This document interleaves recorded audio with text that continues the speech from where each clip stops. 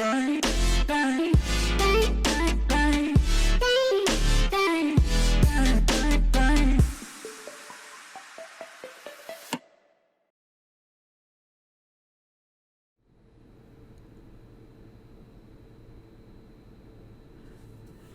going on, everybody? It's your boy Sailor Turned Gamer, and we are coming at you with another Dauntless build video.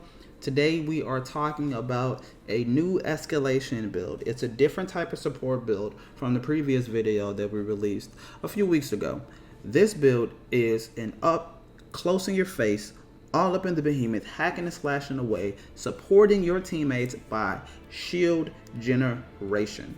So the last build was more of a range style shield generation build. This build is more of a up and close and personal shield generation build focused on survivability of yourself and your teammates. And we have plenty of ways to not only heal them normally, but give them shields, and as well as that, if they go down, revive them quickly and give them mass amounts of health. So this build I'm going to be explaining in this video.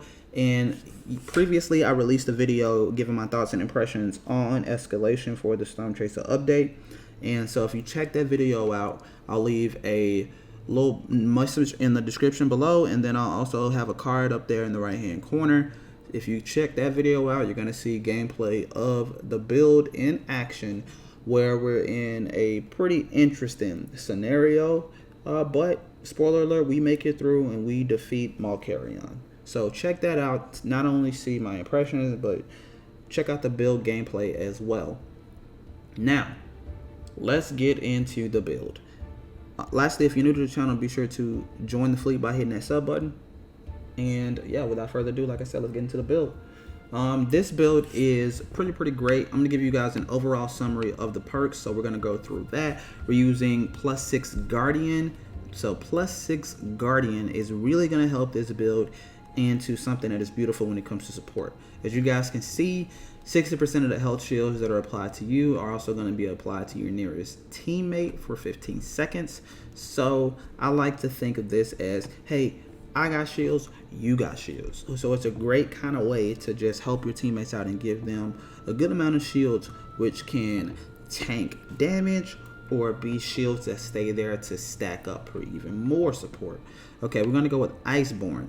And I'm going to break this down, all of this down, in the armor selection and weapon selection. But we're going with +6 Iceborne. And Iceborne on this build, it may not be a necessity, but it complements the build so well. Why? Because even though we're not playing a low health build, Iceborne is really going to come into effect when supporting your teammates. The last thing you want to do is die quickly. And so, as you're going through, of course, using your player IQ to dodge attacks, but as you're going through and supporting your teammates playing in this particular style of play, if your health gets into a situation where it's actually under 50%, you're going to actually get that 30% decreased damage. So it's going to make you a lot tankier because you're constantly in the face of the behemoths, because you want to constantly generate your lantern charge. And we'll talk about that as we go through the build. So as you're taking damage, it's going to be reduced massively, and then of course you're going to get that 8% lifesteal, which is pretty great as well. So those things together is going to just increase your overall survivability, because as you survive, you're going to increase the chances of your teammates surviving and having massive shield generation. Also, Medic is going to be really great for this build. Medic is going to pair well with the exotic of choice for the build, is Prismatic Grace, and I'm going to talk about that as well. But Medic is going to pair great with support as well as the exotic that we are using and the overall aesthetics of the build. +6 Medic. When reviving an ally, they're going to get healed for an additional 40%, so that's fantastic. The revive speed is reduced by 66%, so when someone does go down, they're getting right back up. And that is going to be really helpful, especially in the Malkarion fight when he does that instant grab that pretty much KOs anyone. They're going to get right back up 66% faster, and of course that 40% extra health is going to be really great. So if you can get them up quickly and give them a health boost like that, then they don't have to use their revive, and that is a win for everyone. Also, After you revive an ally, they're going to get a 300 health shield for 20 seconds. So that is phenomenal. Just another way to get some shield generation. I mean, it's a way that's going to really help support. I mean, health shield generation is key. Molten is our perk of choice because we want to go with, of course, that increased attack speed. I mean, and the immunity to burn is great in itself, as well as the movement speed, but that increased attack speed is what we are going for, and that's not for ourselves. Of course, that's to support our teammates.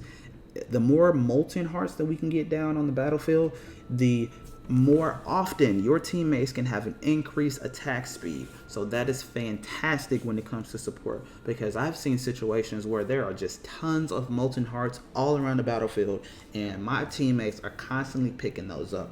Now, I didn't exactly mention this in the first second of the video, but this build is primarily designed as an alternate way to play Dauntless that's outside of just doing damage, but also is designed as a build to support your teammates, specifically for players that may be new to the game, because this may be an escalation build, but it's also usable in other game modes. But if you're a player that's new to the game and you say, hey, I want this build so I can support my other teammates, my other friends that are new as well, or just in general for higher difficulty content and escalation, this build can really help support your teammates and keep that survivability up for the whole squad. For our second to last perk, we're going overpowered. Overpowered is It's great. 60% extra damage for stagger behemoths. That's fantastic, because your teammates are going to be trying to stagger the behemoths through just attacking, and you are on these behemoths like a pit bull. So when you're hacking and slashing away, that 60% damage is going to come into play quite often, because those behemoths are going to go down. Especially when you actually go into overdrive, it's just they're gonna go down, and when they go down, 6% extra damage is fantastic. This build isn't focused on damage; it's focused on support. I can't say that enough, but any extra damage is great. You know, it helps. Lastly, I'm showing +2 Knockout King, but once you get this up to where it needs to be, because our weapon is at tier 9, once you get that up to tier 10, you're gonna have +3 Knockout King. Can't really speak on that too much. It's great to have 15% stagger damage. We've got 10% right now, and that'll be great. But obviously, since we went low on it, it's not the meat and potatoes of the build, but it is going to help. So that is great as well, to just have an increased amount of stagger damage, which is pretty great. So all in all, it's great. Stagger damage, who wouldn't like that? I'm going to be talking about the consumables last, and I want to move on to the weapons of the build. You guys see them over here, but I want to talk about why we selected what we selected. Okay, of course, Skarn weapon. Skarn's weapon is great for so many reasons, but this is a shield generation build, so this is going to be fantastic. Of course, the specialty with Skarn's weapons is that as you deal damage, you're going to get that stacking shield buff of 30 health shields, and that's going to last for 12 seconds, so it's great. As you're hacking and slashing away, you are going to get an actual health shield that's going to go on you. And as you guys see with our first perk, Guardian, 60% of the health shields that are applied to you are applied to your teammates. So 60% of 30 health shields isn't that much, but you're constantly generating shields little by little, and we're going to have bigger numbers as well as we get into the build. This is where we put our overpowered and our guardian cells, and then I want to address the special in the mod. As far as the special, we're going with Avenging Overdrive, but you also can use Valiant Overdrive as well. Valiant Overdrive, the difference between that, you're going to get that dash. I like Avenging Overdrive because you're constantly in these behemoths' face, and to be able to parry, just to stop some attacks here and there, is great. It's great. It's going to reduce the amount of times that you have to worry about dodging, especially if you know the behemoth's attack patterns, and it's just going to keep you attacking. Also for the mod, we're going to go with the unstaggerable while you're in your special, so when you actually do hit your special, you don't have to worry about getting staggered. You can just attack, hack, and slash, and then you can just parry when you need to, so you don't have to worry about dodging. It's making you really tanky, because obviously as you continue to attack, you're going to have that shield buff that is constantly stacking.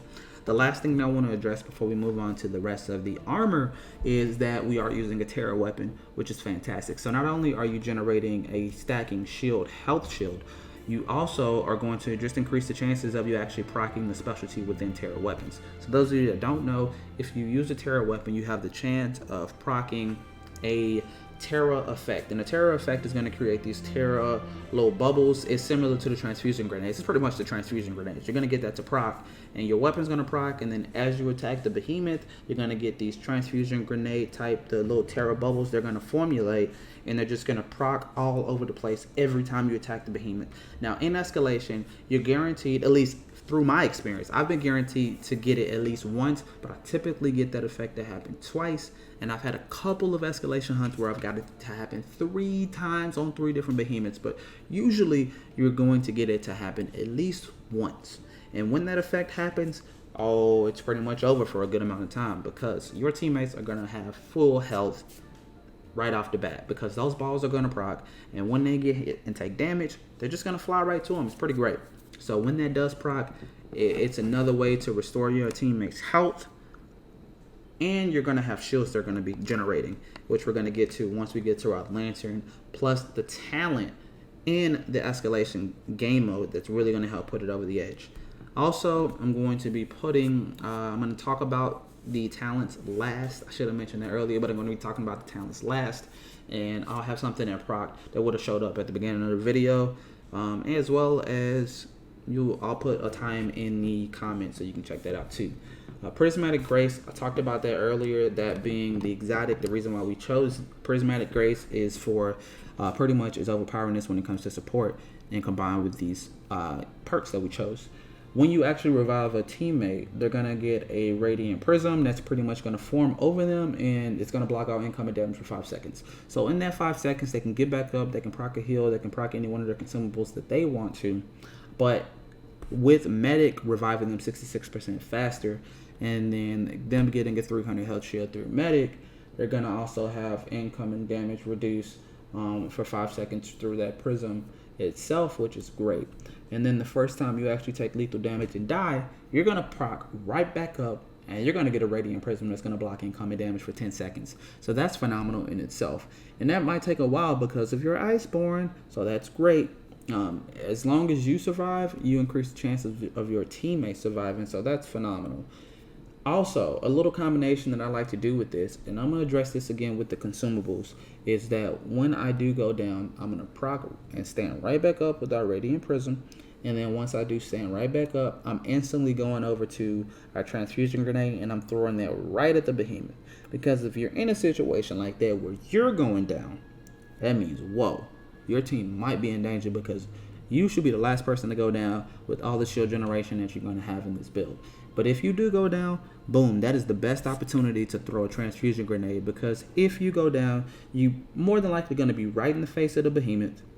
So once you prod back up, you're right in his face, you got a damage shield. Now you can proc your transfusion grenade, and typically I don't have to aim because you're right in his face, but if you do have to aim, you're damage free for 10 seconds, so it's the best time to worry about aiming and not worry about getting hit by anything else. So you're going to get 3 Terra bubbles out there that can heal your teammates, so that's great. That is a combination that I like to use with Prismatic Grace. Lastly, while it's active, reviving another player is going to fully restore both players, but it's going to remove the prism even in full danger. So it's pretty cool as well, because you go down, you get your bubble, you got your bubble, you revive someone else, then they're going to get full health as well as yourself. That's something that I usually don't get to proc that often, but the ability to give your teammates a bubble, the ability to have this combination effect of running transfusion grenades, it's great. It really helps this build and really helps your teammates out with reviving them, so that is fantastic. Shock and Heart, that's going to give you your +3 medic, and that's where you're going to put your Iceborne at, just to go over that. Hellplate, that's where you're going to get your Molten, and that's the other place you're going to put Overpowered, so that is going to be great as well to give you that +6 Overpowered that I talked about earlier. Pillar of Stone, these are Skarns boots. This is where you're going to get your +3 Guardian, and that's where you're going to put your Iceborne at, so that's great as well. If you don't want to use Iceborne, then you can replace Iceborne with Tough. Tough's going to give you more health, and I believe Tough is also going to increase your health regain at a higher threshold when you actually do get health back. So that's kind of cool in itself, if that's something you want to do. I suggest you stick with Iceborne just for that overall survivability. But tough is also cool as well if that's something you want to do. And lastly, the last piece of this actual gear set is our lantern, and we're going with Skarns Defiance. This is going to really pair well with the talent tree for Escalation. You have your instant, which is going to give you a 250 health shield. And again, 60% of that is going to go to your teammates whenever you actually proc it because of Guardian. So every 40 seconds, you're going to get your instant, and you want to proc that instantly to keep that 40-second timer going up. And so every 40 seconds, you're going to get a 250 health shield. And your teammates is going to, one of your teammates is going to get that shield because of Guardian. So that's creating this ecosystem of shields for everyone already. And then you have your hold ability. Not that great, but again, with Escalation, it's going to really take it to the next level. So I'll talk about that after we address our consumables. Your consumables, right? These are important because transfusion grenade is something I talked about already in the video. Like I said, it's a great combination to get some health out there for your teammates. Also, Life Spring Pylon. I use this not really that often, but I think it's great to have in your arsenal if you're in a situation where you have more than one teammate that needs some health and you're in a pinch. Hey, drop it down real quick. They can stay there for a bit, get some health back, or maybe fight the behemoth in that little area, regain some health. You can still stack your shields up. It's a great little move to use if you ever need to use it. I think it's great to have in your arsenal. If you don't want to go with Life Spring, I suggest you use a different pylon, but I think it's best to have a pylon in your arsenal in the support build, so go with that. Also, Life Drain Tonic, something that honestly I really don't use that often, but this is also something I like to have in my back pocket just in case you ever need to. 12% of the damage that you deal is going to heal all teammates nearby for 30 seconds. So this is a great thing to proc if you want to heal all of your teammates and a pretty good amount. When you feel like you need to use this, it's great to have. You only get 3 in a hunt, and so you only get 3 in Escalation, but it's really, really great to have. With all the shield generation that you have in this build, you shouldn't have any issues when it comes to generating shields, and combined with player IQ, you really shouldn't have that many issues with that, because if you can maintain your shields, it's less often your teammates have to use their Slayer Flask, and it's less often you have to use your Slayer's Flask. But you do have these other consumables that can really sway the tide if you need to use them. The last thing that I want to address before we get out of here is the actual talent system here for Escalation. Now, the perk in this tree that's going to put this build over the edge is Torrent Shield. Torrent Shield is fantastic. Using your Lantern Hold ability is going to give you 300 health shield to all Slayers for 15 seconds. Now, knowing that you're going to get a health shield every time you use your hold ability, and knowing that this build is designed to be in the thick of the fight, you're constantly attacking, meaning that you're constantly going to have the ability to have your Lantern Hold ability up, which is fantastic. And every time you do that, your teammates is going to get a health shield. Every 40 seconds, you're going to get a health shield. So that's 550 health shield right there. Now, Torrent Shield does not stack per se, but it's not about stacking the shield, it's about maintaining the shield. Because if you can maintain your shields, yours will stack, which will increase your overall survivability. If you can maintain the Torrent Shield, then your teammates are going to constantly have a bare minimum of 300 health shield with Torrent Shield. And then every 40 seconds, one of your teammates is going to get 60% of that. As you're attacking with your sword and you're building up even more shields, they're going to get 60% of that. So it's constant shield generation. Now you combine that with player IQ. Even if you are supporting newer players and they are learning the game, as they continue to grow, they're going to have support that's going to allow them to grow in the game. So that is fantastic in itself. There's a couple other talents that I want to point out to say, hey, if you're going through and you don't get Torrent Shield in the first round, but you see some other talents that are there, some other ones that I just want to point out. I'm going to go through row by row really, really quickly. Breath of Life, out of these 3, I like Breath of Life. It's not something that I will pick first, but if you got a bad selection out of those 4 amps and you're like, hey, I see Breath of Life, that's a good one to take, because it's just going to allow you to continue, of course, attacking. And as you continue to attack, you're going to continue to get your Lantern ability up, but you're going to continue to just do damage on the behemoth, continue to try to stagger that guy.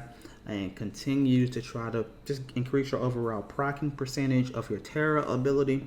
It's a great ability to have. The more you can generate your health, the less you have to worry about using your own potions, meaning you can save them for actual sticky situations. As we move on, another one I like is Paragon's Blessing, because when you do dodge, your Slayers, it's full team. They're going to get 20% extra damage, which is fantastic. Another way to support the whole team through your talents. That's another good one for this particular build. I like to point that one out as well. We're almost at the end. Another one that I like to point out is Pack Tactics. I like this one when you do get it. If you get that, then that 25% extra attack speed is great, because it's another thing for all teammates. The last couple is Hero's Call, something that I don't really see that often, but if you do see that up on the tree, you can get that for another health shield, which is fantastic. And then Locus of Power is fantastic as well, because obviously we keep talking about how you're building your Lance and Charge up. If you see Locus of Power, boom, fantastic way to support your teammates. You're going to be able to drop down all types of buff circles all over the field. And if you use them strategically, you're going to be able to have health shield generation plus 30% extra damage to these little spots that are fantastic as well. No matter what talent shows up, I do want to mention that no matter what talent shows up, if Torrent Shield is in that selection, choose Torrent Shield all the time, because that is a thing that takes this build up to the next level and really allows you to support your team in a variety of ways, because now your Lantern ability is going to be able to generate shields 2 different ways, and that is phenomenal. Torrent Shield is the best talent on the tree for this build. And like I said, guys, it's really going to help your teammates and take them to the next level. This build is all about support, and playing this way, it's really going to help newer players out as well as veteran players, and just give you a different way to play the game. If you made it this far and you're new to the channel, please join the fleet by hitting that sub button. Super easy to do. And if you enjoyed this build, be sure to give the video a thumbs up to give more Slayers like you an opportunity to check this build out and be able to play Dauntless in a whole new way. We have other escalation builds on the channel, as well as other builds in general, including mastery builds, and we're gonna have hunt pass theme builds as well on the channel. More builds down the line. So if builds are something that you enjoy, as well as Dauntless news, because you want to stay up to date on everything Dauntless, patch notes, and all types of information, be sure to join the fleet again by hitting that sub button. Super easy to do. And if you made it this far in the video, last thing I want to say is thank you. Until then, this sailor is going to be out in the open ocean, and I'm going to catch you guys in the next video. Peace.